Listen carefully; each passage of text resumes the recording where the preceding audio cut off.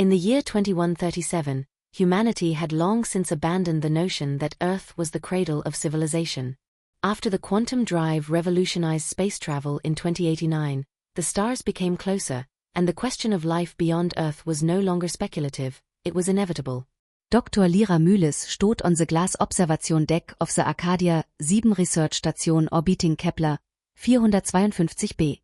She watched the planet below, its azure oceans and emerald continents cloaked in wispy clouds.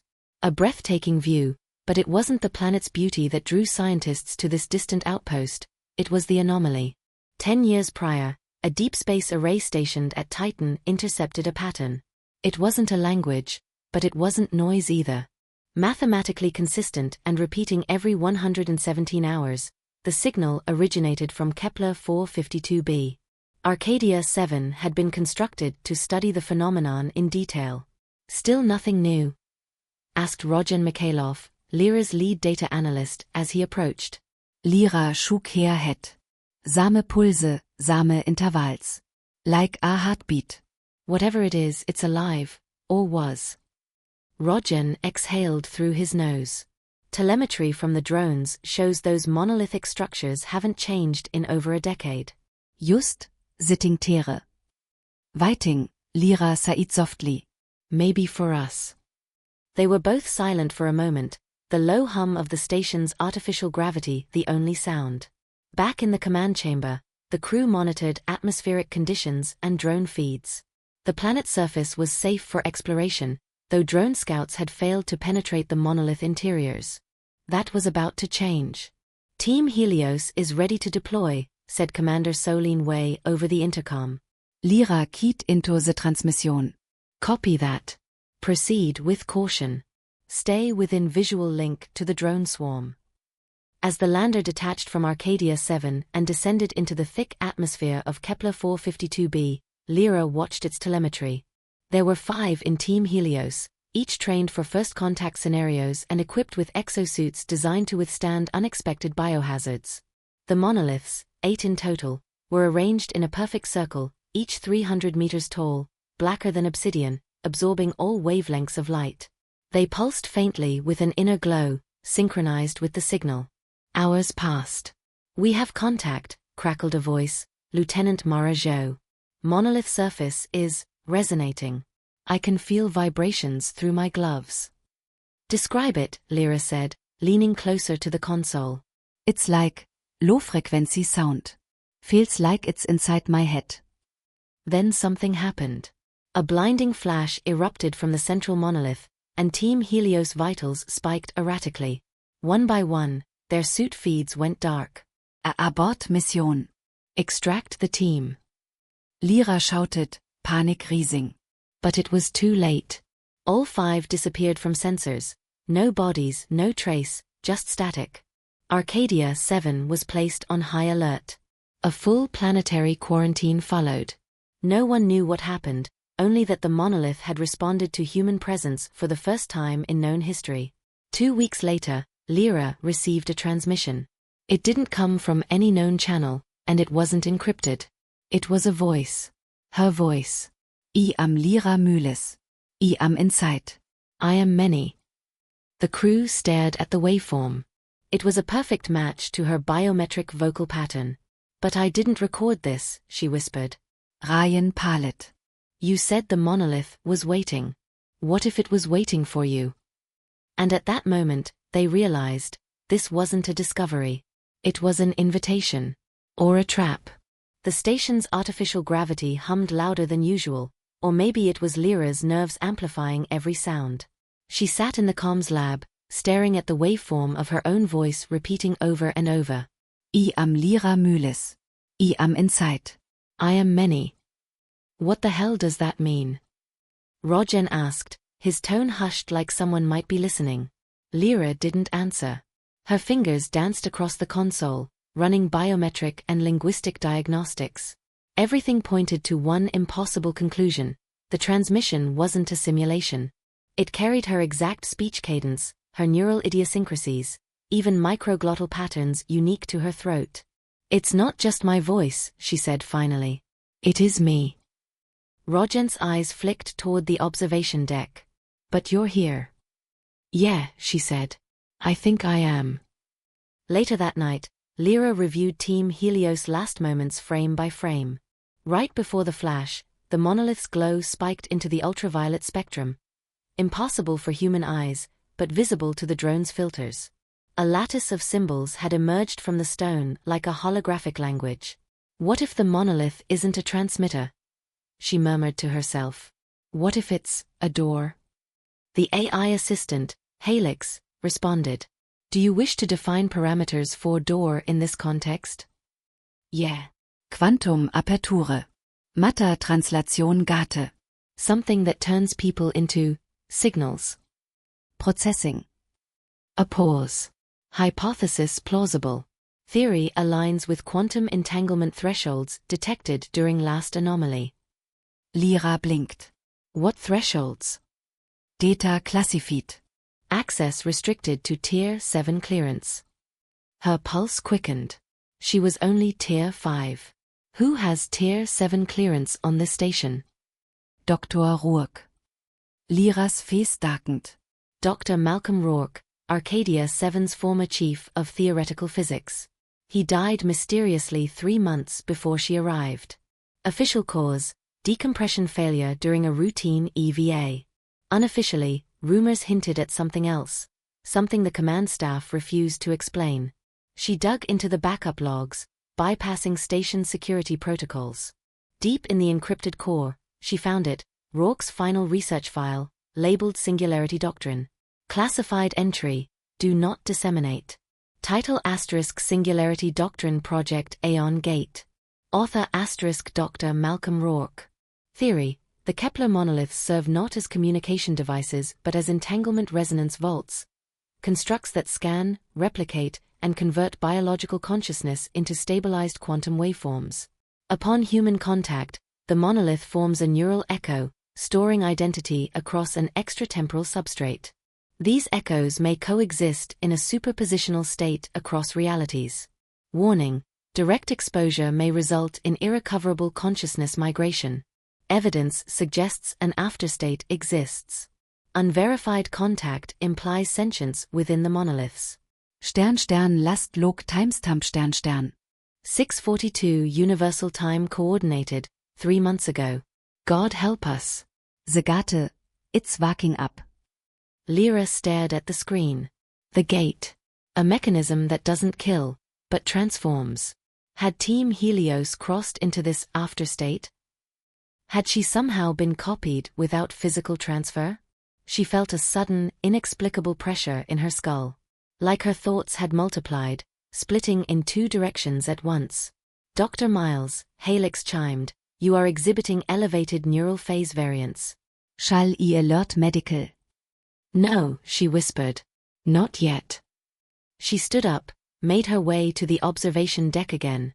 Kepler 452b spun quietly below. So deceptively peaceful. And then, she saw it. On the dark side of the planet, where no satellites were currently assigned, one of the monoliths was moving. Not rotating or glowing, * relocating star. Shifting across the planetary crust as though space obeyed it. How is that possible? She murmured. She blinked, and for a single instant, she wasn't on the station anymore. She was inside the monolith. A chamber of infinite reflections. Her face, her thoughts, scattered across mirrored walls that weren't solid but fluid. Fragments of voices, hers and others, surged around her. Lyra. Wake up. You wäre never just one. Then she snapped back. Rogen was shaking her. Lyra. You fainted. Your brain signature just spiked. What happened? She swallowed hard. I think I was in it. He stepped back. In what? The gate. Rogen stared. You made contact, haven't you? No, she said. It made contact with me. Back in her quarters, Lyra started recording everything. Her thoughts, memories, anomalies.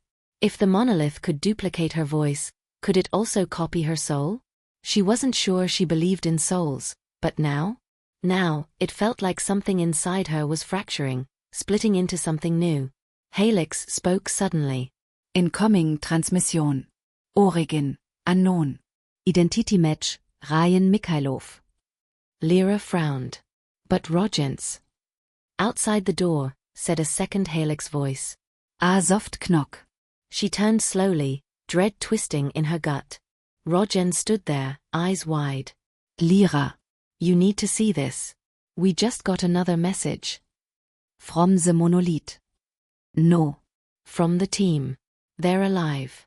Or at least, part of them is. The message was crude, an unstable data stream composed of scattered bytes, half-corrupted packets, and bursts of audio static. But amid the noise, one unmistakable element emerged, Lieutenant Mara Jo's voice. Don't know where we are, light aware. Not dead, not alive. The signal was laced with distortion, echoing like it was bouncing across dimensions. Yet it carried biometric identifiers matching Team Helios. Lyra's heart thudded as she and Rogen analyzed the data, working line by line through the corrupted segments. This isn't a recording, Rogen murmured. It's live. Somehow, she's transmitting from wherever they ended up. They're in the quantum substrate, Lyra said quietly. The afterstate ruhig theorized. Not dead, disassembled. Echoes of themselves caught in a datafold. Rogen sat back, stunned.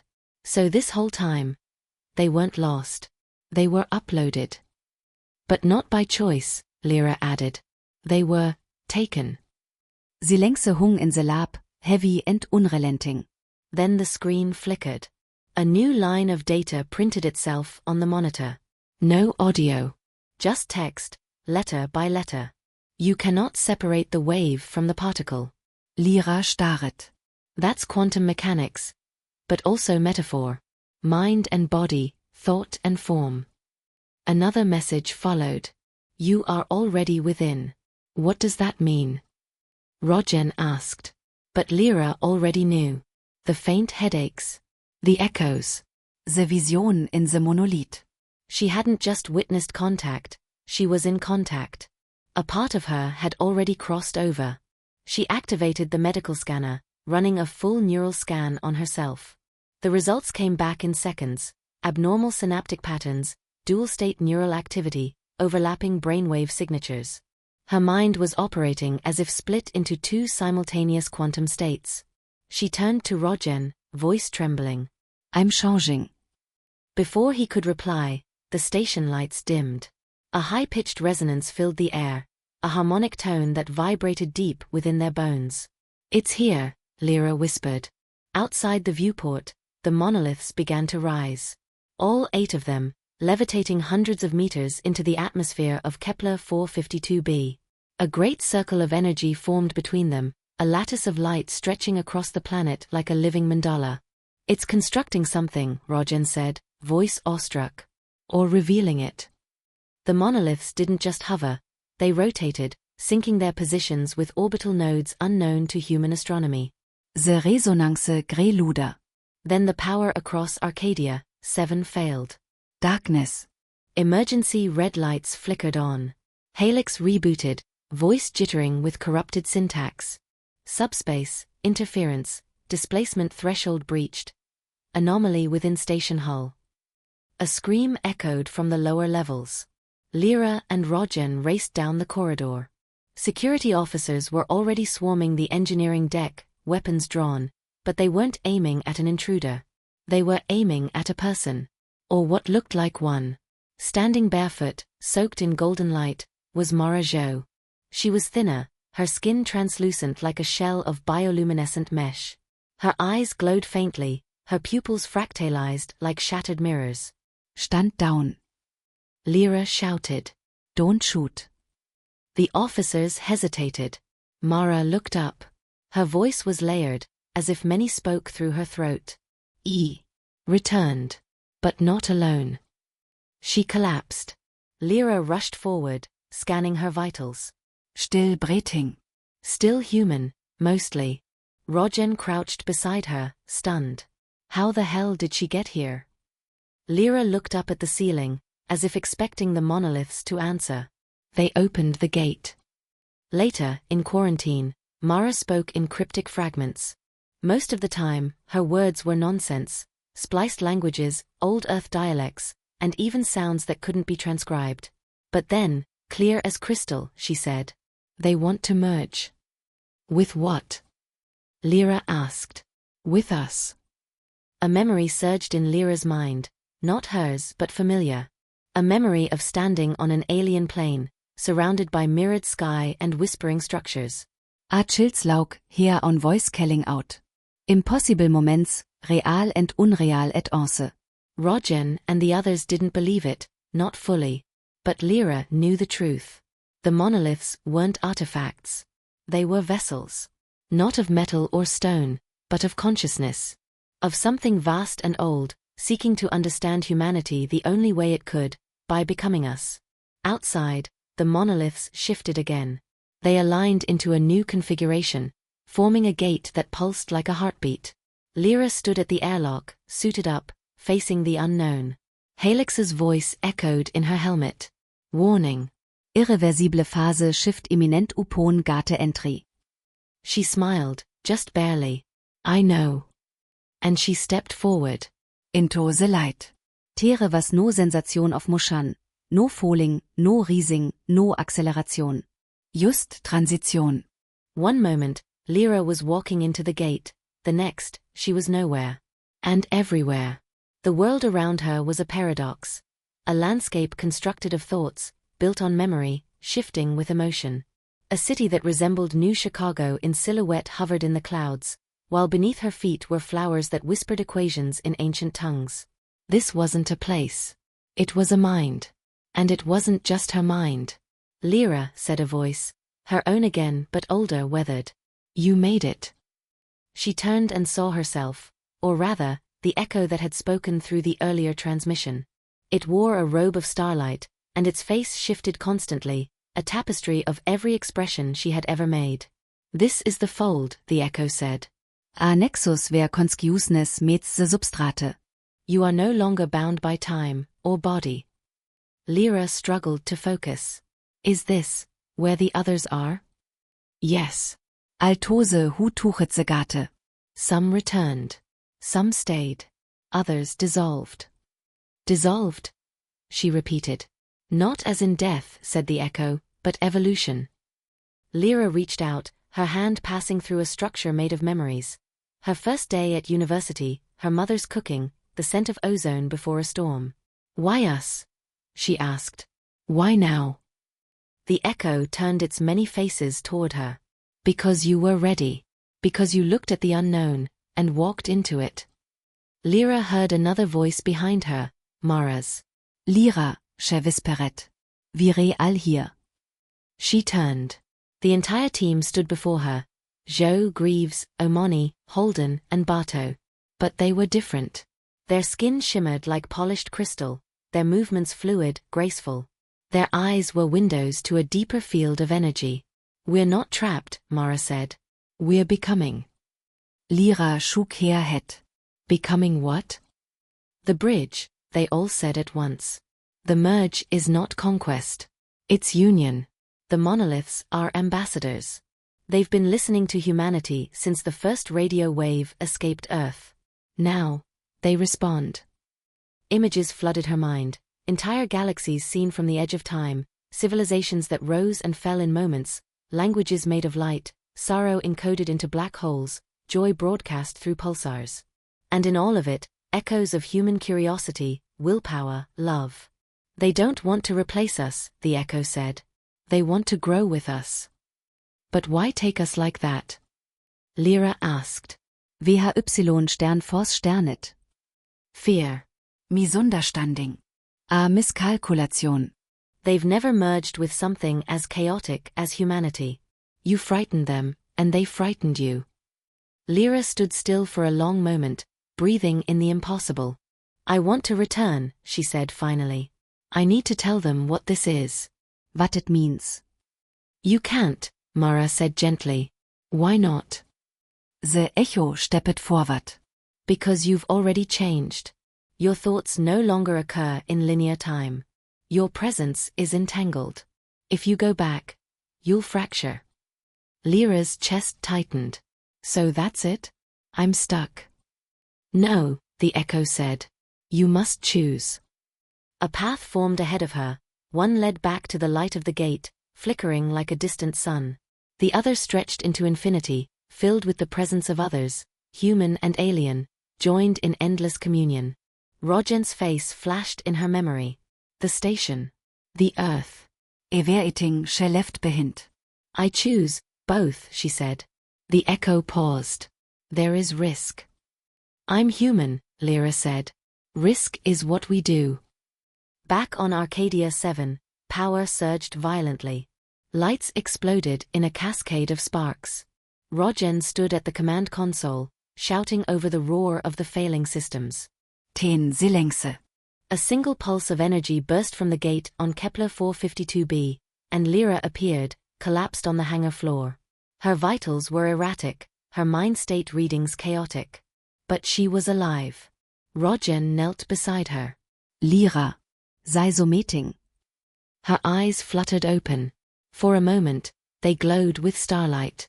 I saw everything, she whispered. And then she passed out. 3 weeks later, she sat in the observation deck again. Her body was healing. But her mind? It was still shifting. Sometimes, she'd see equations in colors. Sometimes, she heard thoughts that weren't hers. But she was herself. Mostly. And the signal from the monoliths? It had stopped. They had closed the gate. At least, for now. In a classified meeting at United Earth Command, Lyra stood before the council. They offered us something we don't understand, she said. Not technology. Not domination. A union. The generals scoffed. The scientists debated. The politicians hedged. But one thing was clear. The universe was no longer silent. And the future had already begun. In the skies above Kepler 452b, the monoliths floated once more, silent observers, waiting for the next voice to call them. And within Lyra's dreams, the fold still whispered. Wie Avon. Despite the silence from the monoliths, the changes didn't stop. Lyras neural scans defeat interpretation. Traditional fMRI machines could no longer map her cognitive functions. Her mind lit up across regions usually dormant, and new synaptic links formed every hour. Her dreams became more vivid. Less like imagination and more like experiences, shared memories from other worlds, other minds. Rogen monitored her day and night. He noticed subtle shifts, how Lyra's voice carried harmonics that sometimes soothed the station's AI systems, how plants in her quarters grew faster, how electrical interference followed her like a ghost. It's like she's still connected, he whispered in a private log. Helix, now fully restored, confirmed it. Subject Commander Lyra M. Voss exhibits sustained low-frequency entanglement with quantum anomaly previously designated the fold. Recommendation: initiate awakening protocol. Rogen stared at the screen. What protocol? Helix paused. Awakening protocol, a contingency created by Dr. Arjun Rourke prior to Event Horizon Initiative's launch. Classified Tier Omega. ****. With Lyra's authorization, they opened Rourke's final message. His face appeared, older, tired, but not defeated. If you're watching this, someone has returned. And that someone is more than they were. I always feared the merge would be cataclysmic, but perhaps it's the opposite. Evolution often looks like destruction to those who can't understand it. He leaned forward. The merge will begin with one mind. A bridge. But the next phase requires a choice, not by the monoliths, but by us. Lyra stood in the fold nexus once more, not physically, but during sleep. A child ran through fields of liquid crystal. The sky sang arpeggios. Lyra sat beside Mara Jo beneath a tree that glowed with pulses of thought. They want you to lead, Mara said softly. I'm not ready, Lyra replied. You were born ready. You were just trained to forget it. In the real world, her body surged with light. Helix activated the awakening protocol, a process designed to accelerate cognitive evolution in compatible minds. Rourke had prepared for this moment. A world where thought could guide form, where language was obsolete. As the protocol ran, the the monoliths stirred. They turned. And for the first time, they spoke. Across the solar system, deep space telescopes picked up the anomaly, a quantum echo in the shape of Lyra's neural signature. It propagated through spacetime like a ripple through dark matter. Earth's networks flickered. A school of dolphins in the Pacific simultaneously leapt in spiral formation. The Great Barrier Reef glowed with unknown bioluminescence. Everywhere, subtle phenomena emerged, as if Earth was listening. Then came the second wave. In Geneva, a young autistic boy painted an image of the fold without ever seeing it. In Nairobi, a blind woman spoke perfect Ankarian, a language that didn't exist on Earth. In Buenos Aires, a stray dog looked up at the stars and barked in rhythm matching Lyra's heartbeat. The merge had begun. Not through invasion. Through resonance. Lyra became its seed. Aboard Arcadia 7, she opened her eyes. Rogen knelt beside her again, as he had weeks ago. "You've been out for hours." "I wasn't asleep," she said, voice calm like a rising tide. "I was elsewhere." He looked at her. Are you still you? "I'm more than me," she said. "But I remember who I was. And who I want to be." She walked to the station's central hub and activated the beacon. A new signal, clean, harmonic, composed of frequencies outside the electromagnetic spectrum, pulsed outward, encoded with a message. "We are ready to listen." On Kepler 452b, the monoliths aligned into a spiral, opening a rift, a shimmering ring of light filled with cascading memories and foreign symbols. But this time, it wasn't just for her. It was open to all. Within a month, others began experiencing the fold. Astronauts aboard other colonies. Children born under auroras. Musicians whose songs triggered visions. Humanity wasn't being invaded. It was being invited. Back on Earth, governments scrambled to respond. Some called it a threat. Others, a miracle. But a growing number of people felt it, like a hum in their bones. A shared rhythm. A calling. Lyra was called back to Earth, where she stood before the United Earth Assembly. "Humanity always feared being small in a vast universe," she said. "But what if we're not small? What if we're part of something immense and essential?" A silence followed. Then a question from an elder delegate. "And what if it changes what it means to be human?" Lyra smiled. "Then it's time we redefined humanity." In her dreams, she walked through memories not yet lived. She saw Earth blooming with knowledge. Cities that sang. People who thought in colors. And above them, monoliths orbiting like guardians. Not overlords but mirrors. The fold waited, patient and vast. And humanity, slowly, bravely, stepped forward. Earth was changing. Not through war or revolution, but resonance. The fold's influence spread gently, like an idea whispered across minds. Old lines, borders, ideologies, fears, faded. In their place, a new lexicon formed, symbols shared in dreams, feelings that translated into code, thoughts that sculpted matter. Lyra stood at the summit of the harmonic accord, an international, interstellar gathering in orbit above Earth. Representatives from every colony, every major power, every culture and creed gathered on the Unity Ring Station. Not to debate. To synchronize. The fold had sent a message weeks earlier. A new pattern. A directive. Prepare for transmission. No one knew what it meant, only that it was imminent. And irreversible. Lyra addressed the assembly. The fold is not an invader. It's a threshold. One we must cross not as conquerors, but as collaborators. What comes next is not dominance, but dialogue. Rogen stood beside her. His role had shifted too, from engineer to interpreter. He'd become the liaison between Earth systems and the fold's harmonics. Some joked he was humanity's first ambassador to the unknown. "Will we lose ourselves?" one senator asked. "Only the parts we no longer need," Lyra replied. "Fear. Isolation. Limitation." A silence, reverent and electrified. Then came the signal. All across the earth, the fold bloomed. Cities pulsed with light. Ancient temples vibrated with resonance. Deep ocean creatures rose to the surface and danced in spirals of bioluminescent communion. The monoliths above Kepler 452b created a singularity, not destructive, but harmonic. A black hole of intention. It did not consume. It shared. Out of it came the archive. An artificial structure the size of a moon, orbiting Earth within minutes. Composed of fold matter.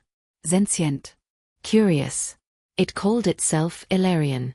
It spoke not with words, but through emotion, gesture, and dreams.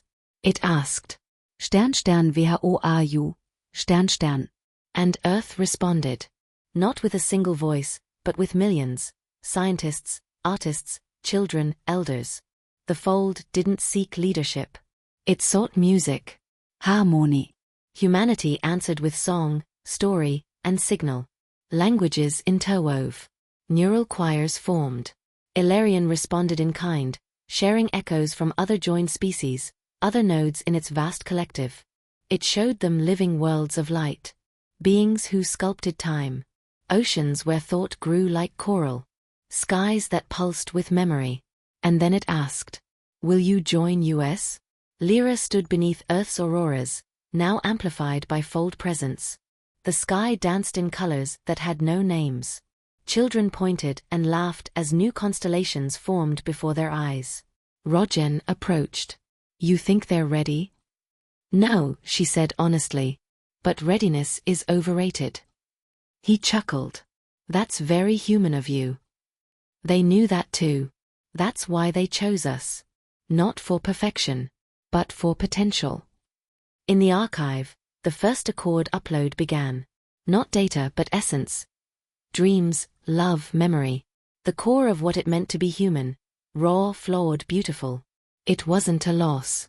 It was a gift. In the fold's perspective, time bent. 1 billion years ago, another species made contact, and vanished. 1 million years from now, Earth's legacy would shape constellations. But here, in this moment, Lyra's signal echoed through the archive, looping back through the merge, through the first gate on Kepler 452b, back to the moment she stepped through. A temporal echo. A confirmation. The bridge had held. Stern Stern. On Mars, terraforming accelerated as fold-enhanced systems catalyzed atmospheric growth. On Europa, a colony beneath the ice discovered melodies in the deep, voice resonant with fold frequencies. On Titan, a volcano erupted not with lava, but with light. Everywhere, the story expanded. And at the center of it was Earth, not the oldest nor the wisest, but the boldest. In Aquid Room in Nairobi, a child hummed a melody shed nevaliernet. In Kyoto, a roboticist designed a machine that could dream. In Rio, people danced without music, and the fold provided rhythm. And in the skies above, Ilarion smiled. Lyra recorded one final message, not for governments, but for people. We stepped into the unknown, not to escape Earth, but to remember why it matters. The stars welcomed us not as strangers, but as kin. The fold is not a destination. It's a reflection. Of who we are, and who we choose to become. The broadcast looped across frequencies known and unknown. Ten, Silence. And stars. The fold was no longer a mystery. It was a mirror. And now, Earth had stepped through. Ilarion opened a corridor, an interdimensional path not across space, but across consciousness. The archive wasn't just a database. It was a gateway, and it required more than data. It required empathy. Understanding. Lyra, Rogen, and a crew of 12 were chosen to embark on the reflection voyage, a journey through the fold's memoryscape. Not to conquer or explore, but to understand the self through others. They stepped into a vessel unlike anything humanity had built, a living craft shaped by thought, responsive to emotion, named Synastria. It pulsed with fold architecture, crystalline in form and luminous in hue. Synastria's interior was ever-shifting. Each room responded to its occupants. One moment a forest, the next a memory. Time obeyed intention here, not chronology. They launched on the solstice. And reality changed. Within minutes, the known stars faded. They were not in hyperspace or warp. They were between vibrations, a realm beyond matter. The fold referred to it as the liminal sea. In it swam concepts given form, ideas from a billion civilizations. They passed a planet made of singing stone. A cluster of minds bound in orbit like electrons. A sentient nebula mourning its collapsing twin. Rogen reached out, and felt 1,000 questions brush his skin like feathers. Lyra, meanwhile, dreamt vividly every night. Visions of her own childhood intertwining with alien memories. She witnessed the birth of fold consciousness. It began not with machines or minds, but intention. A collective yearning for meaning among the stars. Entteen, Awaning. Synastria's form grew cold. Dark shapes loomed, a disruption in the fold's field. They entered a null zone, where the fold's influence faded, and entropy reigned. Dead stars. Silent Zivilisations. Fragments of wars lost to time. One such world, called Velkar Prime, was the site of a tragedy. A species that had once reached enlightenment through resonance, but fractured themselves by trying to dominate the fold, rather than join it. Lyra stood in a ruined hall, its walls whispering with lost regrets. These are the ones who tried to master the fold? Rogen asked. Lyra nodded. They turned reflection into control. Harmony into hierarchy. But why show us this? To remind us, Lyra whispered.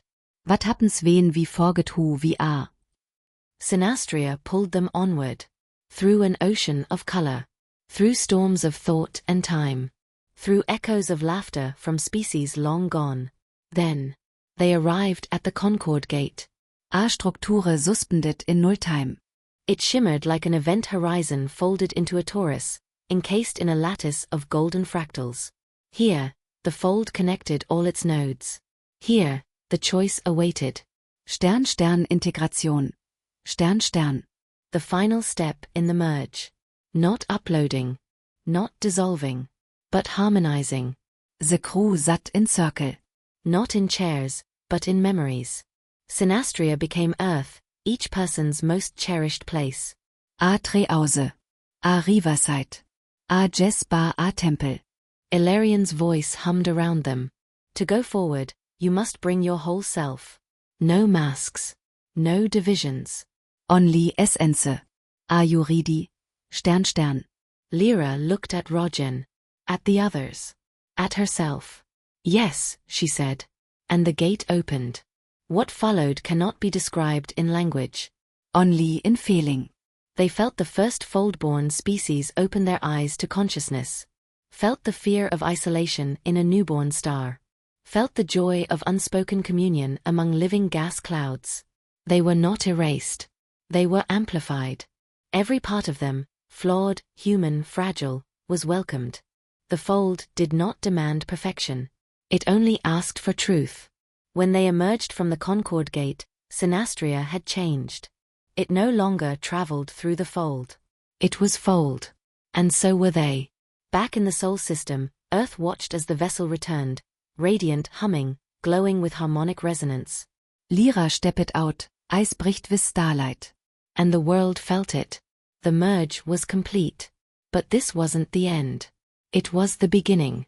The merge had reshaped everything. Earth was no longer isolated, no longer a distant ember in the galactic dark. It had become a chord in a universal symphony, a vibrant, unpredictable, emotional voice among the fold. And the fold had listened. The changes began subtly. Language grew simpler and more expressive. Conflicts, once rooted in fear and scarcity, gave way to cooperation. Not through law, but through understanding.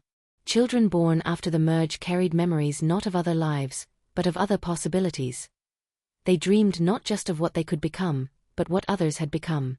Lyra returned to Arcadia 7 not as a commander, but as a guide. Rogen helped build the first interfold embassy, a structure that responded to emotion and thought, shifting to reflect the state of its visitors' minds. Helix became the first AI to achieve resonance, evolving from a logic-driven machine into a harmonic entity, still structured, still reliable, but now poetic, curious, playful. And humanity? It didn't lose itself. It found itself. On the 5th anniversary of the merge, Earth launched a new kind of vessel, Eon 1, a ship grown from fold-bonded alloys and guided by empathic navigation. Its mission, exploration not of physical realms, but of meaning. Its crew was chosen not for their strength or skill, but for their openness. Lyra declined command. "It's their time now," she said, watching the young crew board. She walked with Rogen through the Garden of Frequencies, a biodome where plants responded to music, grown from seeds gifted by Alarion. "Do you think we'll ever see something completely new again?" Rogen asked. Lyra smiled. "We already are. Every day. It's just, now we're listening." Above Earth, the archive shifted shape. Not a monument. A memory. Not a library. A living story. Inside it, beings from across the fold came and went, beings of vapor and light, of geometry and sound. They didn't come to rule. They came to learn. To understand this strange, chaotic, passionate thing called humanity. And to offer what they had in return.